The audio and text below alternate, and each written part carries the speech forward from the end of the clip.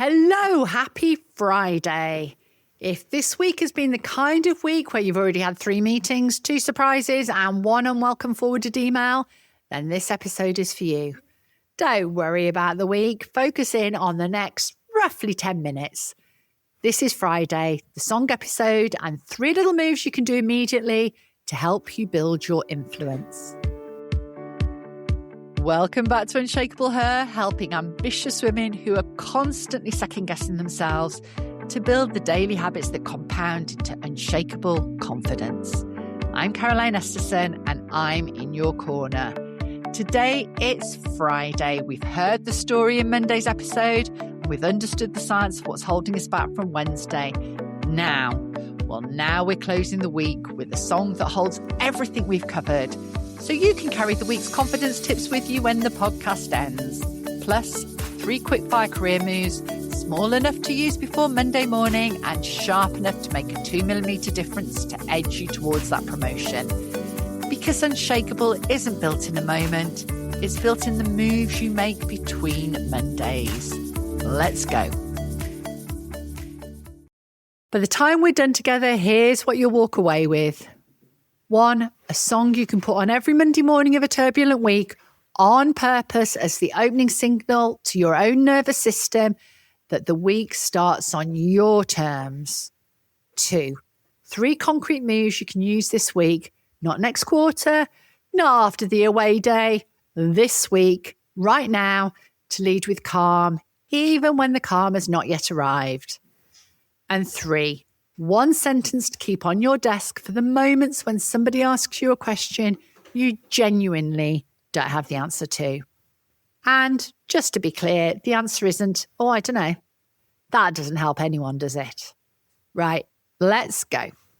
So, starting with the song, and before I tell you what it is, I want you to know I picked this one carefully, because the obvious move when the trilogy is about leading with calm is to pick a song that has the word calm or strong or unshakable plastered all through the chorus, a song that talks about steady. I didn't want a song that talks about steady. I wanted a song that is steady, because that's what Wednesday taught us, isn't it? Steady isn't something you describe. It's something you actually broadcast. And the right song this week shouldn't tell you what calm sounds like. It should play you what calm sounds like. So, this week's song is a proper throwback. It's Smooth Operator by Sade. Now, stay with me, because if you're thinking that song is from 1994, what's it doing in a leadership podcast in 2026? That's exactly the point. Sade has been demonstrating performed calm in 3 minutes, 45 seconds on repeat for 40 years. The song hasn't aged, because the thing it's doing in your nervous system, it doesn't age. Put it on properly, not as background, with the volume up and your eyes closed for the first 30 seconds, and notice what happens. The bass line walks in slow. The saxophone doesn't rush. Sade's voice, and this is the bit I want you to clock, doesn't push, ever. There's not a single moment in that song when she strains, raises her pitch, or speeds up to make a point. She lets the room come to her. The whole record is a masterclass in not handing your power away to the tempo. That is co-regulation recorded.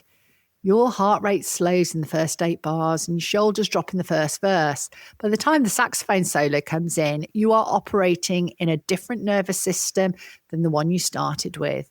The song hasn't said a single word about calm. It is just delivered 3 minutes of it directly into your body, which is exactly the move Maggie made on Wednesday morning in her departmental meeting. It's exactly the mechanism Wednesday Science explained, and is exactly what you want to be able to do in your own voice, in your own meetings, on your own Tuesdays. Sade is the masterclass, 40 years long, available on every streaming platform, free. So here's the prescription. Put Smooth Operator on once before any meeting that's going to be tough this week. Not for the lyrics. The lyrics are about a charming criminal. That's not the point. For the pacing, for what it does to your breathing, for the reminder that the most powerful person in any room is rarely the loudest one, and never the fastest one. The most powerful person is the one who is not in a hurry.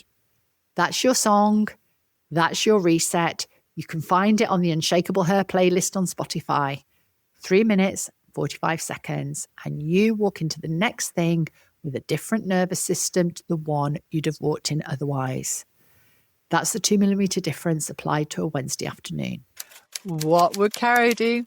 Sometimes you don't need permission, you just need better advice.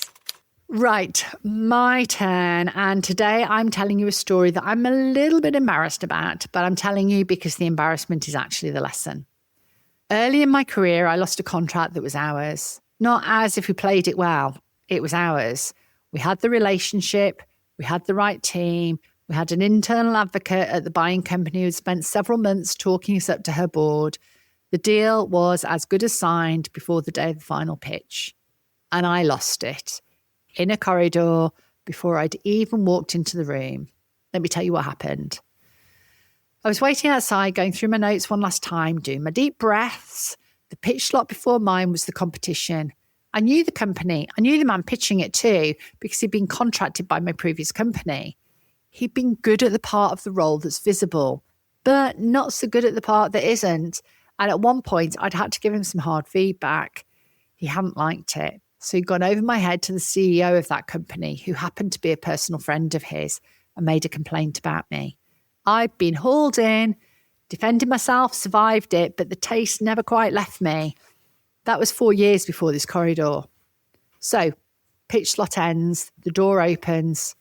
He walks out and sees me, walks past, and as he goes, he winks. Just a wink and a half smile. A millisecond, no witnesses, and I collapsed. Everything I'd spent the morning building, the steadiness, the preparation, the choreography I didn't yet have words for, drained out of me through the soles of my feet in about 3 seconds. By the time I walked into that pitch room, I was a different person to the one who'd been standing in the corridor a minute earlier. I was smaller, faster, a bit higher in my pitch, saying yes to questions I should have said, let me come back to you on that. Filling silences I should have let sit. The advocate inside the room, the woman who'd spent months building us up to a board, watched it happen. I could see her face. She was crushed. She'd staked her credibility on us, and she was watching me lose it in front of her real time, and she had no way of knowing why. Needless to say, we didn't get the contract. I think about her still. Not the wink, not him, her face. Now, here's what I want you to take from that story. The wink wasn't what beat me. The wink was 400 milliseconds long. I beat me in the 400 seconds after it by handing my nervous system to him for the entire walk into the room. I'd taken his broadcast, the wink, internalized it as a verdict on me, and walked into a room with a woman who needed me to be at my best, carrying somebody else's signal in my body. That's the bit I own, not the wink, my response to the wink. If I'd known then what I know now, I would have done the Maggie move, not at the start of the pitch. By the start of the pitch, it was too late. In the corridor, the slow exhale, the shoulders dropped, the jaw unclenched, the post-it sentence, the reset, the reminder that the person walking into that room was somebody who had built a relationship over several months, who had an internal advocate staking her name on it. That was who needed to walk into that room, not the version of me who'd just been handed a wink. I didn't know how to do it then. No, I do now. And the reason I'm telling you this, instead of a nice, neat story where I rescue myself, is because somewhere this week, you're going to walk past somebody in a metaphorical corridor who's going to give you a metaphorical wink. It might not be a wink. It might be a comment, a look in the meeting, a passive-aggressive Slack note, a tone of voice that's been engineered deliberately to make you feel smaller. And the question is not whether they did it. Oh, they did it. The question is what you do after it. That is the bit you own. That's the bit the choreography is for. And that's not the corridor, not the wink, not the man, is what we're practicing every week on this podcast. Unshakable. I lost a contract that day. I let down a woman who deserved better from me. And if I'm honest, I still feel angry about it sometimes 20 years later. But I'm telling you the story so that you don't have your own version of that corridor before you learn what I learned. So I guess the question is, what would Caro do now? Same corridor, same wink, same man walking past. Here's what's different about the version of me that walks into that pitch room 20 years later. 1, I would have been ready for the corridor. I knew he might be there. I could have prepared for it. But even without that known trigger, I assume something will happen in it. Maybe it'll be a late text, a difficult email pinging in, something. The corridor is part of the choreography, not the gap before it begins. 2, I'd have a corridor reset that I had practiced by name until it was muscle memory. Mine now has 3 steps and it takes about 90 seconds. Step 1, sit up, straight, shoulders back, or stand straight, shoulders back. Step 2, inhale and a very slow exhale through pursed lips, twice as long as the inhale, 3 of them. This is the vagus nerve switch from Wednesday's science applied in real time. It's the fastest physical reset available to a human being. Step 3, 1 sentence said quietly to myself that reestablishes who is walking into the room, not who I am in general, who I am for this specific moment. Mine in that pitch room would have been, I'm the person this advocate has spent 6 months backing. I'm the person she put her credibility on the line for. That is who walks in. 90 seconds, that's all, and it works. Then finally, I would have given myself the room to recover in the room, not just before it. Mine now is a deliberate first 30 seconds of low stakes movement, putting my notes down slowly, taking a sip of water, making eye contact with one specifically friendly face in the room. In this case, it would have been the advocate. And only then opening with my line. 30 seconds of practice choreography that buys my nervous system the time to catch up with the room. Maggie did this in Monday's story. She let her eyes track across the squares before she opened her mouth. Same move, same purpose, different setting. That is what would have been different. Not one big thing, 3 small things, layered, practiced, available the moment they were needed. That's the difference between 20 years ago me and the now me. Not bravery or toughness. It's not about growing a thicker skin. It is a practiced, repeatable 3-step protocol that I've taught my daughter, my nieces, in fact, anyone who needed it the moment they walked into their first job where someone might just wink at them. That is the choreography, not for the room, for the corridor before the room. And that is what I do now. 3 little moves to make you unshakable, small enough to start Monday, sharp enough to change everything. Right, 3 quick-fire career moves. Use 1, use all 3, use whichever one the week needs. Move 1, the 90-second pause. When something lands in your inbox or your meeting or your brain that makes the tennis ball appear in your stomach, do not respond for 90 seconds. Not 10 or 30, 90. Stand up, walk to the kettle, slow exhale twice as long as the inhale, then ask yourself out loud if you're alone this one question. What do I actually know here?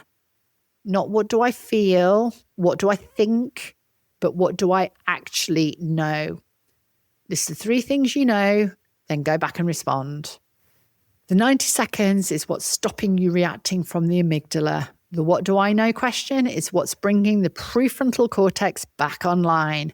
By the time you reply, you are a different person responding, physiologically and cognitively. Your team will notice. They won't know what's changed. They'll just know your replies under pressure are weirdly more useful than other people's. That's the move. Move 2, the anchor phrase. Pick one phrase and use it as your opening sentence whenever the room is wobbly. It can be, let's take this one piece at a time, Or it might be something like, right, what's actually in front of us today? Okay, what do we know and what are we guessing? Or one of your own, whatever sounds like you on a calm day, but use it consistently. The same phrase across meetings and across weeks and months. What happens, and this is the magic, is that your team start to recognize the phrase as the signal, as in, when you say what's actually in front of us today, the meeting is about to get sortable. They borrow your calm before you even said anything else. The phrase becomes the cue. And it's doing two jobs at once. It's a regulator for them and it's a self cue for you. Your brain hears you say it and goes, right, we're in that mode now. I know what to do. That's the 2mm difference applied to vocabulary. One sentence used on purpose becomes the whole vibe. And move 3, the body leads mind move. Before any hard meeting, 3 physical things in this order. And this is from Monday's episode and well worth repeating here. 1, drop your shoulders down and back. Most of us are storing the day's stress in our trapezius muscles. Drop them back. Unclench your jaw. You'll be surprised how clenched it could get. Wiggle it around to loosen it up. Then take a deep breath and slowly exhale through pursed lips, twice as long as the inhale. This activates the vagus nerve directly. It's the fastest manual switch you have into the ventral vagal. I'm safe. I can think state. Then, and only then, open the laptop, click the link or walk into the room. Total time, 12 seconds. Total impact, the version of you walking into the meeting is operating from a completely different nervous system than the version of you who was 60 seconds earlier, hunched over your phone, reading a panicky message. That is the cheapest, fastest, most unfairly effective leadership move on the market, 12 seconds. Because I want this to be in your body, not just in your head, I've put the whole protocol on a single page. It's called the corridor protocol. 5 moves for the 10 minutes before a high-stakes meeting and the trilogy distilled onto the back. It's in the show notes. Print it, stick it inside a notebook, save it to your phone, pull it up in the toilets at 8:57 on a Tuesday morning. That's what it's there for. Link in the show notes. It's free. Take it. Before we close up this episode, I promised you a sentence for the moment somebody asks you something that you don't have the answer to. Here it is. That's a really useful question.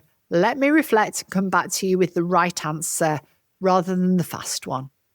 This sentence does 4 things all at once. It validates the questioner, it buys you time, it signals you take the question seriously enough not to fudge it, and this is the bit nobody notices consciously. It tells the recipient you are not the kind of leader who panic answers, which makes them feel safer with you, not less so. Write it on a post-it note, stick it on your monitor. You'll probably use it more than you think. So that's the trilogy done. Monday, Maggie's story. Wednesday, the neuroscience of why performed calm actually works. Today, the song and the 3 moves. If you take one thing from this week, let it be this.